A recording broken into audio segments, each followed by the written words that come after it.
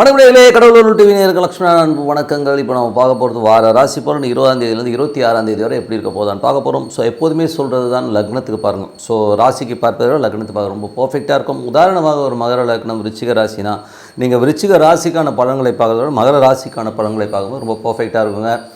So முதல்ல வர்றது பொது பலன்கள். ஸோ அதுக்கப்புறம் தசாபுத்தி பலன்கள் வரும். ஸோ உங்களுக்கு என்ன தசாபுத்தி அந்தரங்கள் வருதோ அதை மிங்கிள் பண்ணி பார்க்கும்போது அது ரொம்ப பர்ஃபெக்டாக இருக்கும்.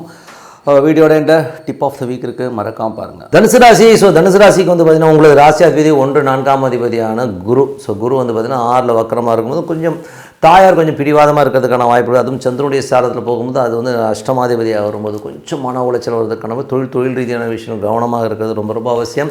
செவ்வாய் புதனில் வந்து திடீர் அதிர்ஷ்டங்கள் வருவதற்கான வாய்ப்புகள் ரொம்ப சிறப்பாக இருக்கும். ஏதாச்சும் வந்து வராத கடன், வராத ஒரு பெரிய அமௌண்ட் திடீர்னு வருவதற்கான வாய்ப்புலாம் இருக்குது. ஸோ அதெல்லாமே ரொம்ப சிறப்பு தான்.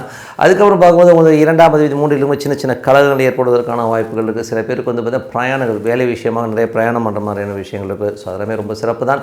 4ஆம் அதிபதி. ஸோ 4ஆம் அதிபதியான குரு வந்து 6ல் இருக்கும்போது ஏதாச்சும் வீடு சொத்துக்கள் ஏதாச்சும் வாங்கலாம், லோன் போட்டு வாங்கலாங்கிற எண்ணங்கள் இருக்கும். பட் ஆனால் கொஞ்சம் டிலே இருக்கிறதுக்கான வாய்ப்பும் நிறைய இருக்குது. 5ஆம் அதிபதி செவ்வாய். 5ஆம் அதிபதி செவ்வாய் வந்து பார்த்திங்கன்னா உங்களுக்கு வந்து 7ல் இருக்கும்போது குழந்தைகள் விஷயங்கள். ஸோ குழந்தைகள் விஷயங்கள்லாம் ரொம்ப சிறப்பாக இருக்கும். ஸோ குழந்தைகளோட வளர்ச்சி எல்லாமே ரொம்ப அற்புதமாக இருக்கிறதுக்கான அதுக்கான ஒரு சின்ன அவங்களுடைய வளர்ச்சியை பார்த்து ரொம்ப சந்தோஷபரமான விஷயங்கள் கண்டிப்பாக இருக்குங்க. ஸோ அதெல்லாமே ரொம்ப சிறப்பு தான். அது ஒன்று 6ஆம் அதிபதி. ஸோ 6ஆம் அதிபதி வந்து பார்த்திங்கன்னா உங்களுக்கு வந்து சுக்கிரன், 6ஆம் அதிபதி சுக்கிரன் வந்து 3ல் இருக்கும்போது வேலை விஷயங்கள் நிறைய அலைச்சல்கள் இருக்கும். வேலையில் பெரிய முயற்சி பெற்று பெரிய வெற்றி இறைப்பதற்கான இதெல்லாம் ரொம்ப நல்லா இருக்குங்க. ஸோ அதெல்லாம் ரொம்ப சிறப்பு தான். அதுக்கப்புறம் வந்து சில பேர் வேலை மாற்றம் இருக்கும். ஸோ இந்த வேலை கம்பெனிலேருந்து வேறு கம்பெனி போகிறதுக்கான வாய்ப்பெல்லாம் கண்டிப்பாக கிடைக்கிறதுக்கான வாய்ப்பெல்லாம் ரொம்ப நல்லாயிருக்கு. அதுக்கப்புறம் பார்க்கும்போது உங்களுடைய 7ஆம் அதிபதியான புதன். ஸோ 7ஆம் அதிபதி புதன் வந்து உங்களுக்கு ராசியில் இருக்கும்போது திருமணம் கைகூடுவதற்கான வாய்ப்புகள், புதிய தொழில் வாய்ப்புகள் கிடைக்கிறதுக்கான வாய்ப்புகள் ரொம்ப நல்லா இருக்குது. ஸோ அதுக்கான சின்ன பிரயாணம் மேற்கொள்வதற்கான வாய்ப்பும் நிறையா இருக்குங்க. ஸோ 8ஆம் அதிபதியான சந்திரன் வந்து தொழில் ரீதியான விஷயங்கள் திங்கள் செவ்வாயில் கொஞ்சம் உஷாராக இருக்கணும். அதுக்கப்புறம் திடீர் அதிர்ஷ்டங்கள், ஏதாச்சும் வந்து நடக்காத நினச்ச விஷயம் திடீர்னு நடந்த ஒரு விபரீத ராஜயோகமாக பெரிய லாபங்கள் வருவதற்கான வாய்ப்புகள் ரொம்ப நல்லா இருக்குது. அதுக்கப்புறம் பார்க்கும்போது உங்களுக்கு வந்து 10ஆம் அதிபதியான சூரியன். ஸோ இப்போ 9ஆம் அதிபதியான சூரியன் வந்து பார்த்திங்கன்னா உங்களுக்கு 2ல் இருக்கும், வெளிநாட்டில் இருக்கணும், பெரிய லாபங்கள் பெரிய வெற்றிகள் கிடைப்பதற்கான வாய்ப்பு, தந்தை சார்ந்த விஷயங்கள் நல்ல லாபங்கள், பெரிய பணம் வர்றதுக்கான வாய்ப்புலாம் ரொம்ப நல்லா இருக்குது. ஆன்லைன் சம்மந்தமான விஷயங்கள் இருக்கவங்களுக்குலாம் கூட பெரிய பணம் வருவதற்கான வாய்ப்புலாம் ரொம்ப நல்லா இருக்குது. 10ஆம் அதிபதியான புதன் வந்து ராசியில் புதிய தொழில் வாய்ப்புகள், புதிய பார்ட்னர்ஷிப் வருவதற்கான வாய்ப்புகள்லாம் ரொம்ப நல்லா இருக்குது. ஸோ புதிய ஒப்பந்தங்கள் கையெழுத்தாகிறதுக்கான வாய்ப்பு ரொம்ப சிறப்பாக இருக்குங்க. ஸோ அதுக்கப்புறம் பார்க்கும்போது உங்களுக்கு 11ஆம் அதிபதியான சுக்கிரன் வந்து உங்களுக்கு வந்து 3ல் இருக்கும்போது நல்ல ஒரு சந்தோஷங்கள், குதூகலங்கள்லாம் இருக்கிறதுக்கான வாய்ப்புகள் நிறையா இருக்குது. ஸோ வீடு விற்பனை, சொத்துக்கள் விற்பனை, ஏதாச்சும் விற்று பெரிய பணம் வர்றதுக்கான வாய்ப்புகளை கண்டிப்பாக ஏற்படுத்துங்க.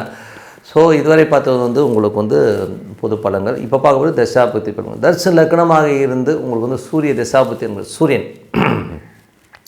சூரியன் பார்த்திங்கன்னா உங்களுக்கு வந்து 9ஆம் அதிபதி வந்து உங்களுக்கு 2ல் இருக்கும்போது வெளிநாட்டில் இருக்கும்போது பெரும் பணம் வருவது, தந்தை சார்ந்த உறவுகள், தந்தை சார்ந்த விஷயங்களில் ஒரு பெரிய பணம் வர்றதுக்கான வாய்ப்பு ரொம்ப நல்ல வளர்ச்சி, நல்ல வருமானம் வர்றதுக்கான வாய்ப்பு ரொம்ப அற்புதமாக இருக்குங்க. ஸோ தனுசு லக்னமாக வந்து சந்திர தசாபத்தின சந்திரன் வந்து 8ஆம் அதிபதியாக இருந்து உங்களுக்கு திங்கள் செவ்வாயில் வந்து கொஞ்சம் தொழில் ரீதியான மன உளைச்சல்கள் இருந்தாலும் அது ஒரு புதன் வியாழன் வந்து திடீர் அதிர்ஷ்டங்கள், திடீர் ஒரு லாபங்கள் வருவதற்கான ரொம்ப சிறப்பாக இருக்குது. ஏன்னா ஒரு விபரீத ராஜ்யங்கிற விஷயம் இருந்தால் கண்டிப்பாக அது நடப்பதற்கான ரொம்ப நல்லாயிருக்கு. தனுசு லக்னமாக வந்து செவ்வாய் தசாபதி. செவ்வாய் வந்து பார்த்திங்கன்னா உங்களுக்கு வந்து 5 மற்றும் 12ஆம் அதிபதியாக இருந்து அவர் 7ல் இருக்கும்போது குழந்தைகளுடைய விஷயங்களுக்காக ஒரு கொஞ்சம் செலவு பண்ணுறது, கொஞ்சம் மன உளைச்சல், கொஞ்சம் அலைச்சல் இருக்கிறதுக்கான வாய்ப்புகள் நிறைய இருக்குது. பட் சில நேரங்களில் குழந்தைகளுடைய பிடிவாதங்கள் கொஞ்சம் அதிகமாக இருக்கும். ஸோ அதை மட்டும் கொஞ்சம் அட்ஜஸ்ட் பண்ணி போகணும். மற்றபடி வந்து தனுசு லக்னமாக இருந்து ராகு வந்து 4ல் இருந்து அது சனியுடைய சாரத்தில் இருக்கும். வீடு விற்பனை, தன் தாயரோட உடல்நலம் சார்ந்த விஷயங்கள் கொஞ்சம் கவனமாக இருக்கணும். வண்டி வாங்கணும், கொஞ்சம் ரிப்பேர் ஆகி கொஞ்சம் சரி பண்ணுறமான விஷயங்கள் கண்டிப்பாக இருக்கும். தனுசு லக்னமாக வந்து குரு தேசாபதி. குரு வந்து பார்த்திங்கன்னா உங்களுக்கு 4ஆம் அதிபதி 6ல் இருக்கும்போது ஒரு லோன் போட்டு புதிய வீடு வாங்கலாமாங்கிற எண்ணங்களை ஏற்படுத்தும். அது மட்டும் இல்லாமல் அது சந்திரனுடைய சாரத்திலும் சில நேரங்களில் தேவையில்லாத ஒரு மன உளைச்சல், ஐயோ இப்படி ஆகிடுமா அப்படி ஆகிடுங்கிற ஒரு மன உளைச்சல் வர்றதுக்கான வாய்ப்புகள், வேலையை நினச்சி வேலையில் ஏதாச்சும் பிரச்சனை வந்துடும் ஒரு மன பயங்களை சில பேருக்கு ஏற்படுத்தும். ஸோ உடல் ரீதியான விஷயங்களில் கொஞ்சம் மன பயங்கள் சில பேருக்கு ஏற்படுத்தலாம். இதெல்லாம் வந்து ஒரு ஸ்டார்ன்றது வந்து கொஞ்சம் ட்ராவல் ஆகும்போது அந்த மாதிரி பாதிப்பிலை கொடுக்கும். இதெல்லாம் வந்து சின்ன விஷயம் தான், ரொம்ப பெருசாக எடுத்துக்கணும் அவசியம் கிடையாது. பட் கொஞ்சம் அலர்ட்டாக இருந்துக்கணும்.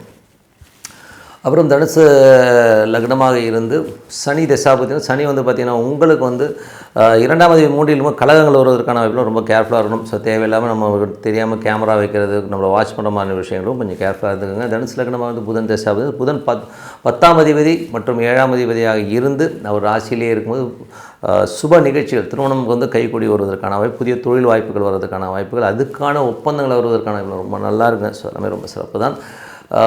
தனுசு லக்னமாக இருந்து கேது திசை, கேது 10ல் இருக்கும்போது தொழில் ரீதியான விஷயங்கள் வந்து கொஞ்சம் வந்து ஜாக்கிரதையாக இருக்கணும். தேவையில்லாத ஒரு மன உளைச்சல் இருக்கும். ஸோ அதனால் கொஞ்சம் கேர்ஃபுல்லாக இருந்துக்கோங்க. சில பேர் வந்து தொழில் ரீதியான விஷயம் நிறைய பிரயாணம் பண்ணுற மாதிரி விஷயங்கள், ஏதாச்சும் புது கான்ட்ராக்ட், புதிய ஒப்பந்தங்களுக்காக கொஞ்சம் அலைச்சல் இருக்கிறதுக்கான வாய்ப்பு. சில பேர் லீகலாக ஏதாச்சும் ஒரு அப்ரூவல் வாங்குறதுக்காக வந்து அலைச்சல் இருக்கலாம்.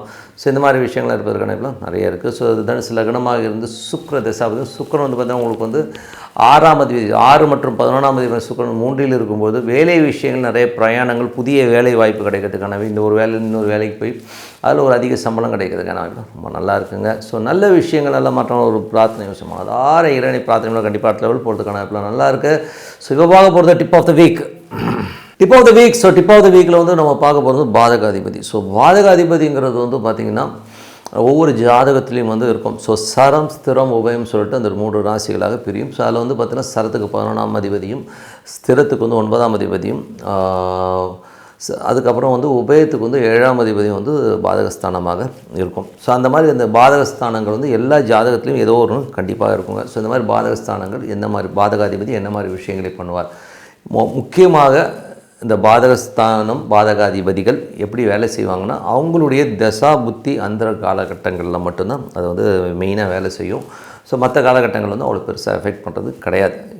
பட் இந்த தசாபுக்திகளில் வந்து பார்த்திங்கன்னா வேறு ஒரு கிரகம் தசை நடத்தினாலும் அந்த பாதகாதிபதி நட்சத்திராதிபதியோ இந்த மாதிரி விஷயங்கள் இருக்கும்போது கண்டிப்பாக வந்து அதோடைய எஃபெக்ட் இருக்கும்.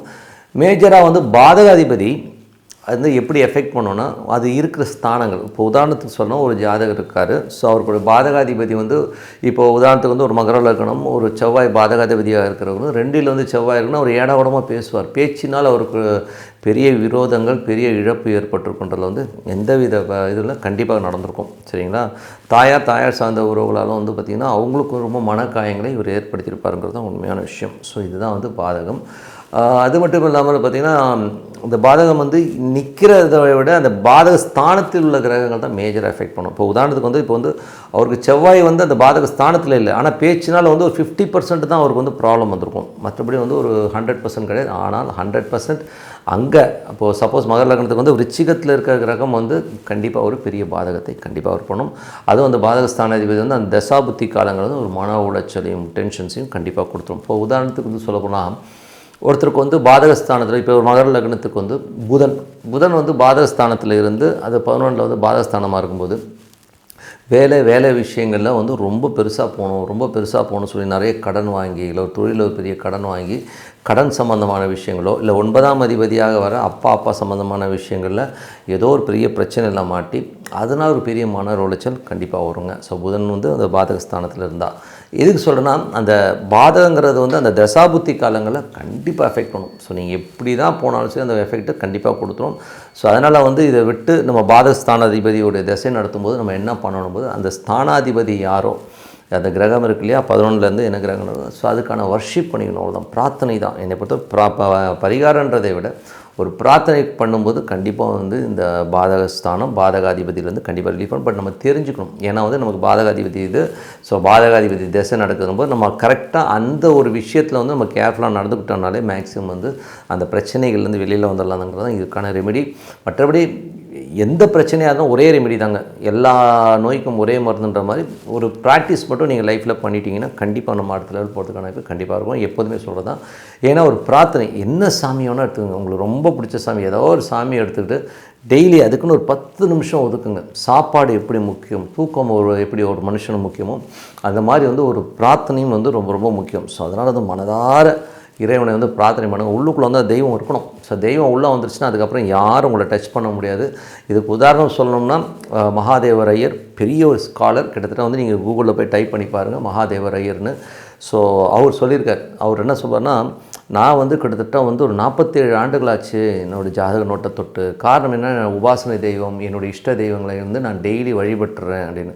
ஸோ நீங்கள் வந்து வழிபாடுங்கிறத வந்து உங்கள் லைஃப்பில் வந்து ஒரு பார்ட்டாக ஒரு அரை மணி நேரமோ 15 நிமிஷமோ ஒதுக்கிட்டிங்கன்னா மற்ற எதுவுமே தேவையில்லைங்க. அந்த தெய்வம் உங்களை கண்டிப்பாக காப்பாற்றுன்னு சொல்லிட்டு உங்களிடம் விடைபெறுவது உங்கள் லக்ஷ்மி நாராயணன். நன்றி, வணக்கம். கடவுள் அருள் டிவியை பார்த்தமைக்க நன்றிகள். மேலும் இது போன்ற தகவல்களை தெரிந்து கொள்ள கடவுள் அருள் டிவியை சப்ஸ்கிரைப் செய்யுங்கள். மறக்காமல் பெல் ஐக்கானை கிளிக் செய்யுங்கள்.